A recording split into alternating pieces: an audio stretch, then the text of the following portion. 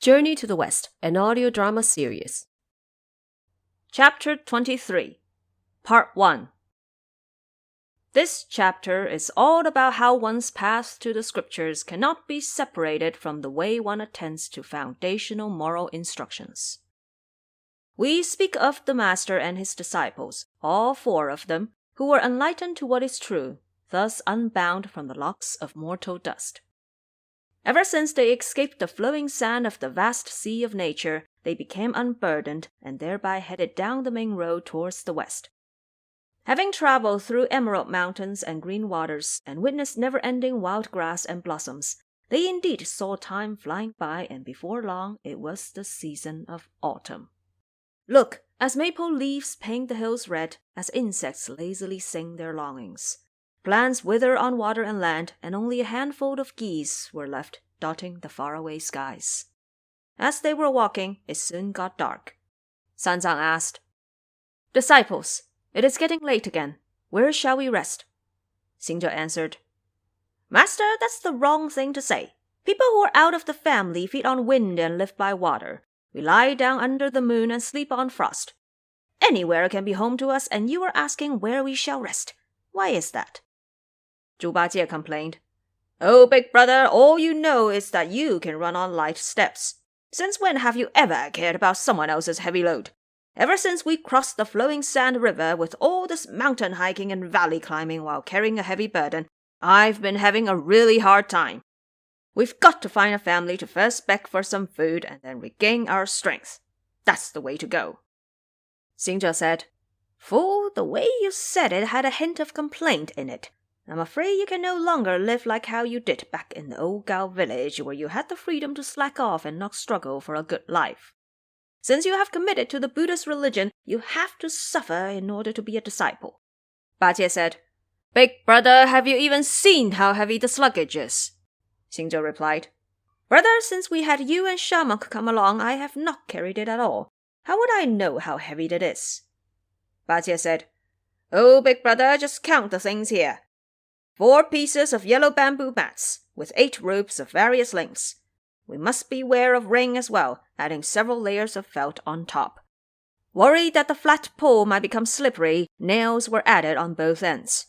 Made from copper and iron is the 9-ringed staff, and of bamboo and vine is a huge cape. Imagine having this much luggage and expect old boy here to carry it around all day long. Only you can call yourself Master's disciple, for I am treated as his long-term laborer." Xingzhe laughed and said, "Fool, who are you even talking to?" Bajie said, "Big brother, I am talking to you." Xingzhe replied, "You were wrong to talk to me. Elder Sun only cares about what goes on with Master. You and Shamok are responsible for the luggage and horse. Should you slack even a little bit, your ankle will first get a taste of the thick rod." Bajie said, "Oh, big brother, talk no more of violence. To get violent is to bully by force. I know you are the proud and arrogant kind. There is no way you will carry it. But look at the horse that Master rides on. It's so tall and plump, but it only carries the old monk on its back. Let him take a few pieces as a token of brotherly love." Xingzhe explained, "And you think he's just a horse. He is no mortal horse. He is the son of Ao Ren, Dragon King of the West Sea, known as Third Prince the Dragon Horse. It was all because he set the palace pearls on fire that his father sued him for disobedience. Accused of breaking heavenly laws, he was lucky to have Guanyin Bodhisattva save his life. He was sent to the steep Eagle's Grave Stream, where he waited for Master for a long time. He owed it to Bodhisattva paying a personal visit to shed his scales and horns, remove the pearl from under his neck, and turn him into this horse. He is committed to carrying Master to West Heaven and visit Buddha. There are different merits and fruits for each one of us. Don't you bother him." Shamok heard him and asked, "Big brother, is this really a dragon?" Xingzhe answered, "Yes, he is a dragon." Bajie said, "Oh, big brother, I heard the ancients say that dragons can puff cloud and mist, and make soil and sand fly. They've got the tricks to wedge mountains and valleys and the power to turn rivers and seas upside down. How come he is just slowly walking here?" Xingzhe said, "If you want him to walk faster, I'll make him walk faster for you to see." Splendid great sage. He gave the golden-hooped rod a good grip, and out came 10,000 beams of rainbow cloud. The horse saw him take out the rod and feared he was going to get hit. Panicking, his 4 hoofs moved swift as lightning as he ran off in a flash. The master's hands were too weak to rein him in. He could barely hold on as the horse raced off uncontrollably. Only when they had run up a cliff did the horse return to walking in wide strides. The master's panting was just beginning to calm when he looked up and found that far in the distance, inside the shade of some pines, were several cottages. They were indeed spacious. Look at them, surrounded by trees, close to the mountains. Wild chrysanthemum grew by the fences, while orchids bloomed by the bridge. Walled with bricks and mud, the halls were grand and peaceful. Animals were absent, possibly because of post-harvest idleness. The master was holding the reins and taking his time to observe the place when Wukong and his brothers arrived. Wu Jing asked, "Master, did you manage to stay on the horse without falling off?" The elder complained, "This unruly monkey, Wukong. He's the one who startled the horse. You are lucky that I am still riding it." Laughing, Xingzhe apologized. "Don't you scold me, master. It was Zhu Bajie who said the horse was walking too slowly, so I was just hurrying him up." The fool, on the other hand, was moving in hasty steps, trying to catch up to the horse. Panting and muttering to no end, he lashed out and said, forget it. My stomach is already empty and my waistband is getting loose. The luggage is so heavy that I can barely carry it up here, and you made me run for my life after a horse." The elder said, "Oh, disciples, look over there. There is a manor. We can head there and ask to stay the night." Xingzhe heard him and quickly looked up. What he saw in mid-air were auspicious clouds and divine mist, shrouding the area. That was how he knew this place was the creation of Buddha and immortals, but he dared not reveal this heavenly secret. So all he said was, Good, very good, let's go ask for lodging, shall we?" The elder hurriedly got off the horse and approached. What he saw was an entrance decorated with structures carved into the shapes of lotus flowers and elephant trunks, alongside pillars and beams that were gorgeously painted and sculpted. Sha Monk helped put away the luggage while Bajie pulled the horse over and remarked, "This is quite the well-off family." Xingzhe was about to enter when Sanzang said, "Don't do that. We are all people who have left the family and should be mindful of potential skepticism. Never enter without permission. Let's wait until someone comes out before we politely ask for lodging." And so Bajie tied up the horse and leaned against the foot of the wall. Sanzang sat on the stone drums by the gate, while Xingzhe and Sha Monk sat by the risen platform. A long time went by and still no one came out. Xingzhe was impatient, so he hopped up and snuck into the front gate to have a look at the inside. There turned out to be 3 large rooms facing south. The curtains were drawn up high, and on the dividing screen hung a horizontal painting filled with motifs symbolizing longevity and happiness. On the side of the 2 golden lacquered pillars were couplets for the spring festival written on large red paper. They read, "Thread-like branches sway midair from fragile willows as evening approaches the bridge. Snow-dotted blossoms puff fragrance on plum trees, signaling spring in the garden." In the middle of the room was a processed black lacquered incense table on which was placed a copper censer in the shape of a beast. Inside were 6 chairs, and on its east and west walls hung vertical paintings depicting the 4 seasons. Xingzhe was just having a sneak peek when suddenly he heard steps coming from inside the back door. A middle-aged woman walked out and asked in a tender voice, "Who is there entering the door of this widow without permission?" Panicking, the great sage stuttered, "This little monk comes from the Great Tang in the land of the East. By imperial edict, we are heading westward to see Buddha and seek scriptures. We are a group of 4 who arrived at your respected place as it was getting late. We have come to the old Bodhisattva's illustrious residence to specifically ask to stay the night." Monks sometimes address their benefactors as Bodhisattva as a gesture of courtesy. This has nothing to do with whether the person is an actual Bodhisattva. The woman smiled as she welcomed him in, asking, "Elder, where are the other 3? Please come with me." Xingzhe then shouted in a loud voice, "Master, please come inside." Only then did Sanzang enter with Bajie and Shamak, dragging the horse and carrying the luggage. As the woman greeted them outside the living room, Bajie glanced at her with half-open eyes. Look at how she was dressed. She wore a satin coat of pure green, embroidered with golden threads. On top of it was a light red vest. Tied to her waist was a colorful silk gown, and below that, a pair of high-heeled shoes with floral patterns. Hair done in the latest fashion, her buns were decorated with combs and pins identical to the palace styles. Her hair was half-gray, and her earrings drooped pearls. Without putting on makeup, her beauty remained, stunning with charm, just like her younger days. The woman saw the other three and grew even happier. With courtesy, she invited them into the living room. Once each introduced themselves, they were seated and served tea. Suddenly, behind the dividing screen, out came a servant girl with double buns and loose bangs. She held a golden tray with white jade cups on top, where fragrant tea puffed warm air and exotic fruit gave off sweet scents. The girl wore colorful sleeves and had slender, fair fingers. She held the jade cups and served them tea before bowing to each one of them. Once tea was finished, a vegetarian meal was arranged. Sanzang gestured to ask, "O Bodhisattva, may I ask your honorable name? What is the name of this respected place?" The woman answered, "This is within Apalagadania, continent of the West. This humble little woman's family name is Jia, and my husband's last name is Mo." Here, the last name Jia is a homophone for the character meaning fake, and the last name Mo literally means none. She continued, "He had an unfortunate childhood as my in-laws died early. I oversaw the inheritance with my husband, which amounted to a fortune worth tens of thousands and fertile fields measuring thousands of qing." Here, qing is a unit for area.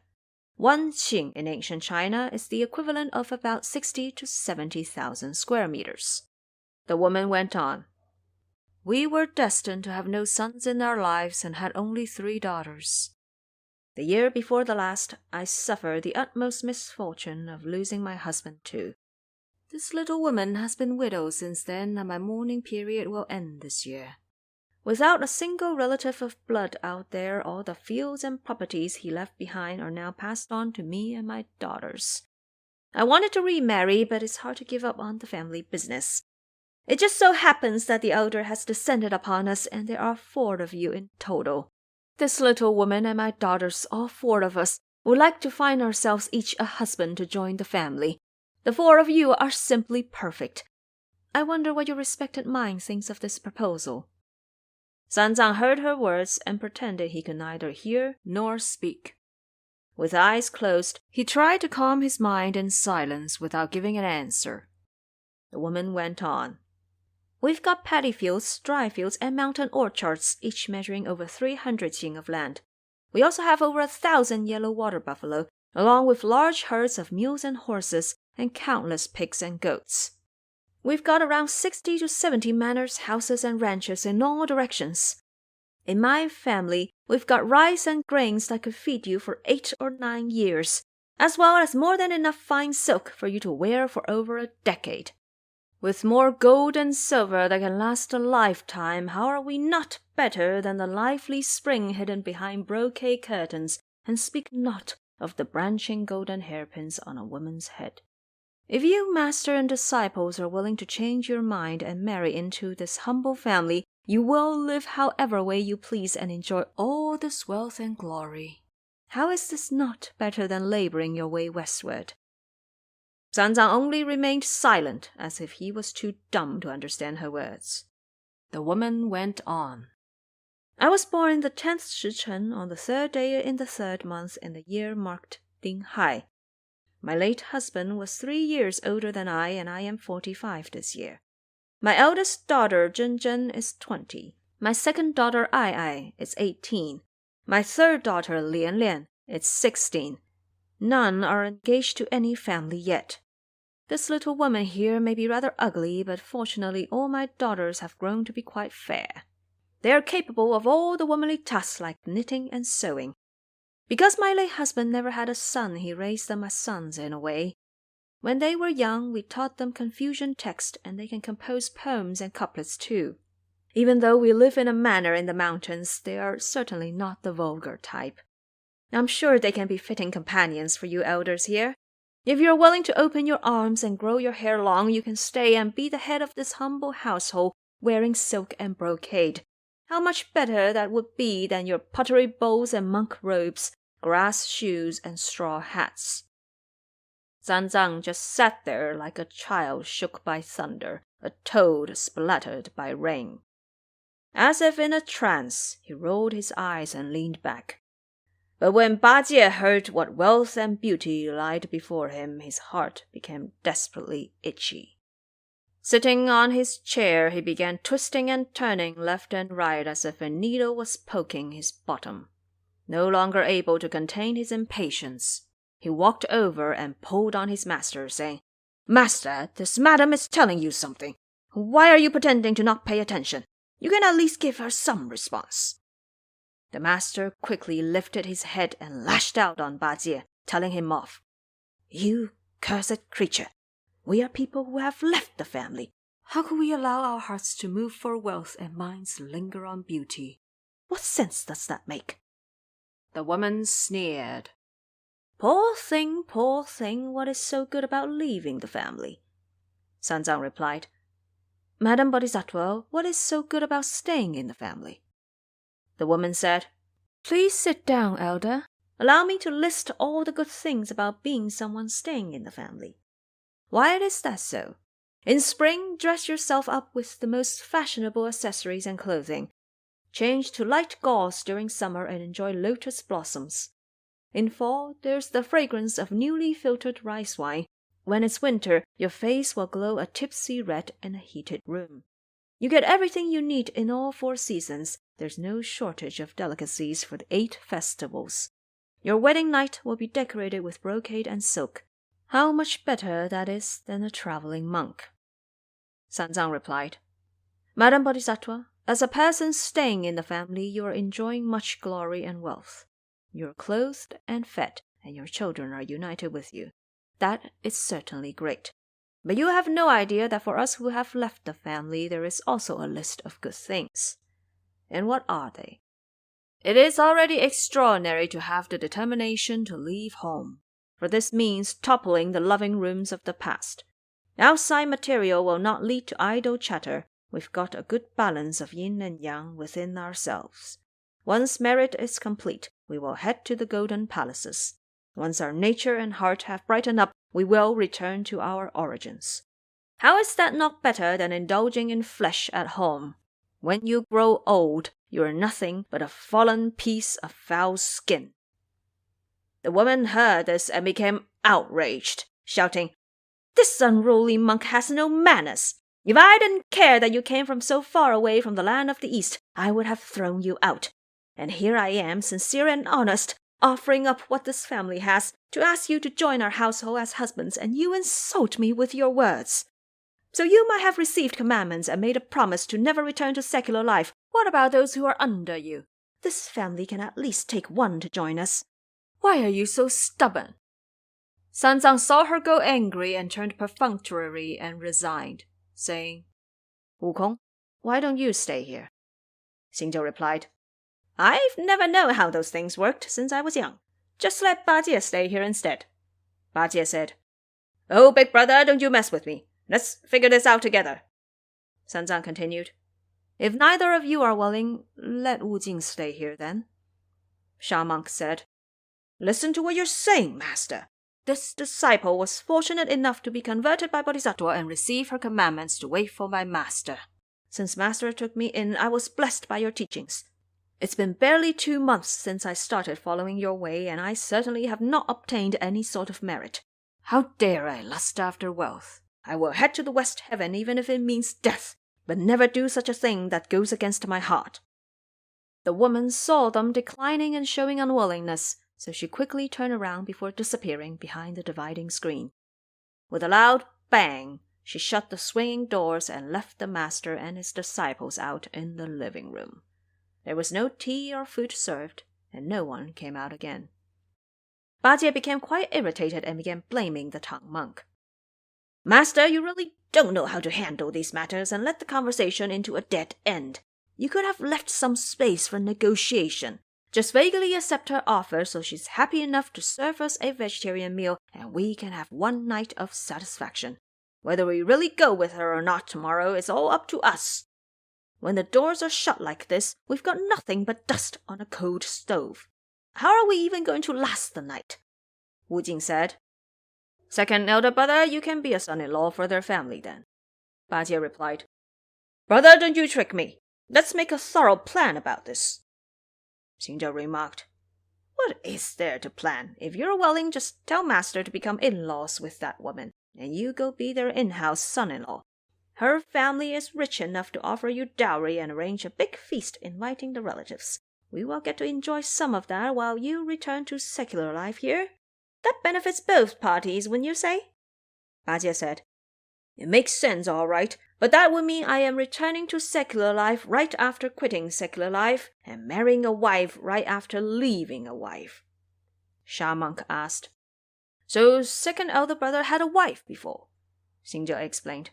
You know nothing about him. He was the son-in-law of Squire Gao from the old Gao village in Wusizang.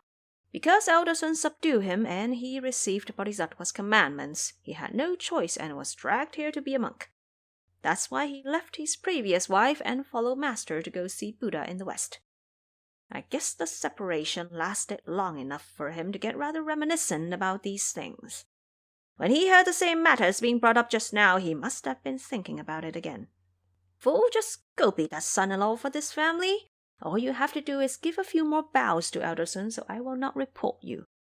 The fool said, Nonsense, nonsense. Everyone was thinking about the same thing and you are just picking old bull out to shame. As the saying goes, monks are starving ghosts with regard to lust. Who doesn't want this? You're just twisting yourselves to act all pretentious, ruining the good office. What you end up is no tea being served to your face and no one to take care of candlelight. Even if we manage to get through the night, the horse will still have to carry a man tomorrow and walk on. If we let it starve for one night, we might as well shed its skin. Stay seated here and let Obor go graze the horse. The fool hurriedly untied the ropes and pulled the horse outside. Xingzhou said, Sha monk, sit here with master for the time being. Let elder son follow him out and see where he's grazing the horse. Sanzang said, Wukong, go check on what he is doing. Just don't keep mocking him. Xingzhou replied, I know what to do. The great sage then left the living room, shook his body, and transformed into a red dragonfly. He then flew out of the front gates and caught up to Ba Jie.